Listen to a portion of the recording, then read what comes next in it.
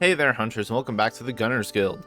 Typically I try to get players familiar with optimal play and meta tier damage sets and all that stuff, pretty much because that's what I do, but every now and then I do put out more casual friendly content. It's hard for me, but I try.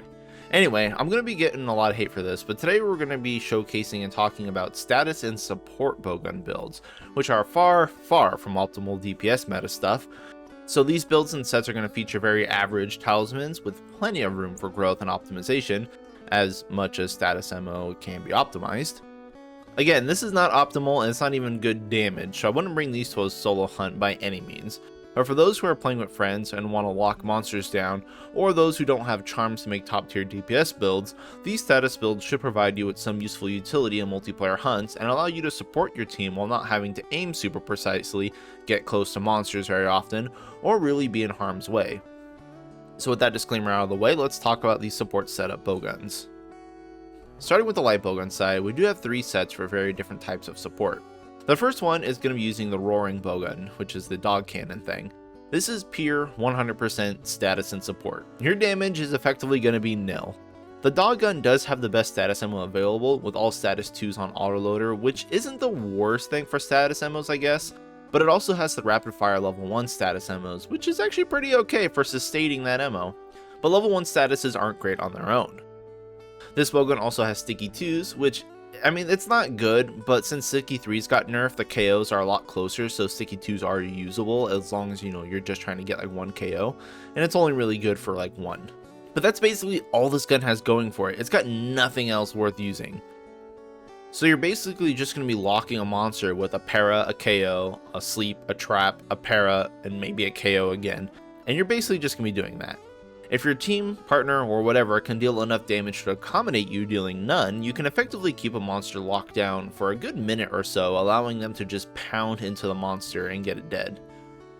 This set features no attack boost skills besides artillery for the sticky ammo, but does have status skills, which I know are bad, but when you pair the 20% boost from the status attack up skills as well as the like 13 extra base status you get from status attack up and eating with the status boost food, the rapid fire status 1 ammos end up doing quite well, and you can get about 2 status applications with them, so you can save your level 2s. So again, that's the gimmick here. It's pure status and it's pretty decent at it, but it's got nothing else going for it. Next on the LBG support sets, we have the Jyura Lipogun. Even back in World, I always said I love the Jyura light bowgun. I really wish more bowguns were like it. And this still holds up even in Rise, even though it's worse than it used to be. What it does provide though is still pretty substantial. Jyura can use sticky 2s and sticky 3 ammos for KO, so it does have pretty good potential there. And it also has para 1 if you need 1 paralysis, you can get like 1 in. And it also has sleep 1 and 2s. So yeah, like it can do all the support stuff fairly well. It has poison ammo, which I know is a big meme, but it does remove Kushala's Black Wind Aura, which is great because Kushala sucks. But on top of that, it does have decent offensive options as well, and that's where it really starts to shine. It allows you to deal pretty okay damage when a monster is knocked down or paralyzed. You can set it up for rapid fire spread 2s, which aren't awful, as well as spread 3s. Although they can't walk and shoot, you can still dump clips into a downed monster, which doesn't really require you to move anyway. And also in a pinch, Jyura can use rapid fire water ammo and elemental pierce. So yeah, like it can do a little bit of everything. And while it excels at nothing, this bowgun is still great and it allows you to support your team while also being able to pump out some damage, because damage is also a status, it inflicts death. The set here is geared more for damage as we do actually deal some damage with it, but it does have Slugger for the extra KOs and MO up for the extra rounds of spread 3 and sticky 3. You can also eat for Feline Slugger, Marksman, and Temper to get in some more damage as well as more KO. And trust me, this build actually works. The last light bowgun on the list is at a kinda weird spot, the Genie lamp, Chameleos' light bowgun. The primary damage here is actually going to be your sticky 3s, which is bad. Don't count on the damage because it's the best you got, but I mean, it's still something. And while this is definitely not the best sticky light bowgun, it does have the best status ammo to go with it, boasting all the level 1 and level 2 status ammos, including exhaust. I did make a video on exhaust ammo and showing you how to abuse it, and effectively it's another free dunk and topple you can dish out. These status ammos look nice as you can walk and shoot and they have decent clip sizes, but they also have average recoil with a silencer on, which is actually really good for status ammo. If you can get a point of tune-up, you can actually even get these things to low, but I don't really think that's mandatory for status ammos, especially with this casual friendly setup. While this bowgun does have access to spread 3 and pierce 3, being that they're on autoloader is pretty bad because it's worse than having high recoil. You spend far too much time shooting and reloading. It just does no damage and puts you in a vulnerable position where you can't roll or countermine because you're reloading. And that's why I suggest just keep using the stickies for your damage source. On a side tangent here, as an honorable mention, we do have Bazel Goose's light bowgun being the best for pure stickies and some status ammo. The only reason why I don't have it included normally is because we're getting Seething Bazel Goose like this month, so the bowgun's either going to get replaced or changed. But for now, this is the sticky bowgun. It has Sticky 3, Poison 2, Pyro 2, Exhaust 2. While no sleep ammo is kind of a shame as we're going to be doing status support, it does have the exhaust dunk option, which is, it's okay, and it can definitely deal more damage than Chameleos' LBG in terms of just sticky power. Bazel Goose can also use Pierce 3s and Normal 3s as backup ammo in a pinch when you run out of ammo, so you can also slot in like Normal Up or Pierce Up with a good enough charm. The last little bit of good news here is that it does have a clip 8 of fire and thunder ammo, which is not the worst thing around. Sure, it's not rapid fire, but clip 8 is still pretty big. Don't worry about the autoload elemental pierce, that's bad. So yeah, it's a great bowgun, but I'm thinking we're getting a different or better version soon, so I didn't want to focus on this one. And that wraps up the light bowguns, so let's move on to heavy bowguns, which we only have 2.5 options. Heavy bowgun as a status support is still good, but their recoils are much worse than Sunbreak for some reason, and also trying to stay alive with heavy bowgun is a lot harder. So if you really like heavy bowgun, you can still go this route, but I think LBGs are the safer option without really losing anything significant. Anyway, the first setup here is using the Galaxy Cannon, which is the Ore Tree heavy bowgun. It boasts pretty good raw, amazing slots, and a clip 4, and yeah, 5 with MO up, sticky 3. It has a lot of stickies. Again, not the best pure sticky heavy bowgun, but we're also here focusing on status support. So to go along with these stickies, you also have Poison 2, again a meme, but Kushala exists, Sleep 2, Para 2, and Exhaust 2, unfortunately all on autoloader. Autoloader isn't the worst with status again, but it still puts you in a bad position as you can't do anything after shooting during that whole reload. But even so, this bowgun can dish out all the statuses, deal pretty average damage from a safe distance with the stickies, and also has Wyvern ammo so you can pop a sleeping monster for like 3000 damage effectively in a pinch.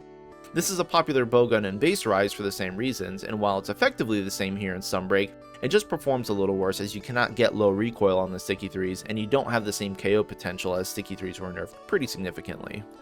When you're playing with heavy bowgun, I honestly don't have much to advise in the ways of staying alive. Eating for a Bombardier, Moxie, and Defender may be your best bet, and just hope the monster doesn't go after you all that often, or that you can keep it locked down in time for the monster to die. The next heavy bowgun we have here is the Camellias Heavy Bow Gun. The Sticky 3s on this one are on autoloader, which is a very slow way of applying KO, which is one of the 2 downsides of this gun. But at least it has all those status level 2 MOs with a clip 3 when you have MO up, and that's enough to get off a status without needing to reload, I mean, most of the time. It also does include exhaust MO for that exhaust dunk, and since it's not on autoloader, it's actually a lot easier to get that dunk off. So yeah, it's got all the goods in the form of status, but the reason why we're also using Chameleos is the same as Jyura light bowgun side. It actually has decent damage potential with the spread 3s and normal 3s. The second downside here is that they can't walk and shoot, which is a big shame, but the damage is solid, and you can either shoot at close range when a monster's toppled with your spreads, or long range with normal 3s. With a pretty bad charm, we can still fit in Wex 3, Crit Boost 3, and Spread Up 3, or you can run normal up 3. No artillery here, as we're getting more damage out of spreads and normals than stickies since they're on autoloader, but with an even better charm, you can actually get some more status attack up if you need, or just attack up 7. I do like this bowgun a lot, but without redirection, heavy bowgun has a limit to how much abuse it can take before you're just dead. And so while I have Kushala's Soul Rampage deco, you can actually put Chameleos in here and get those chance on hits for Spirit Burbs and heals, which would help sustain you more. But the point I'm trying to make is that heavy bowgun is dangerous, especially if you're going to be going in spread range. So if you're timid, just go in when the monster's under a status effect, and you can dump a bunch of clips that way. Also, don't forget you do have traps as well. The last bowgun here isn't really status based, and honestly I don't really see an upside to using this. But this is the Sticky 3 Wyvern Cluster 3. It's the antique heavy bowgun, and it has level shot on clusters as well as having all Sticky 3s and stuff. It's got all the explosives, but no other backup ammo, so once you're out of ammo, you're kinda, shit out of luck. And trust me, you'll go out of ammo.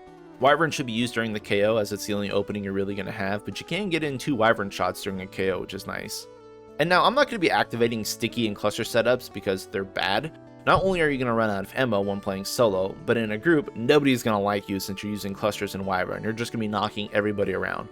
That being said, I do understand the appeal of using explosives, because admittedly, it's pretty fun. The big downside here though is that we do have Dereliction, which is going to get you one tapped for sure, and we don't have redirection on this set. So if a monster looks at you weird, you're pretty much dead. I did make a setup with Mail of Hellfire and redirection to make a much safer option, but it's definitely not quite as strong. Though I guess you can't DPS when you're dead. The whole sticky cluster setup here, I am using a god tier charm because I'm really trying to min-max the damage on it to see if I can even get it to be remotely plausible. But honestly, it's just not good enough. Clusters, sure, they hit for about 500, but that's half of what a spread does, and you're going to run out of ammo and spread's going to catch up really quick. Sticky damage, still really bad. It is an option though if you want. That's why I just kind of made it up here if you want to see it. If you're going to be running a god charm or something, I don't recommend it, but it is there. So all these setups are pretty much made with janky average charms, and they can definitely be improved, but also I would wait till Title Update 1 since we're going to make an infinitely more plausible amount of sets then. For now though, if you're looking to do some support with your group by locking down the monster, here are some good options, including a variety of DPS and status hybrids. But that's all for me. Thank you all for watching, and good luck out there, hunters.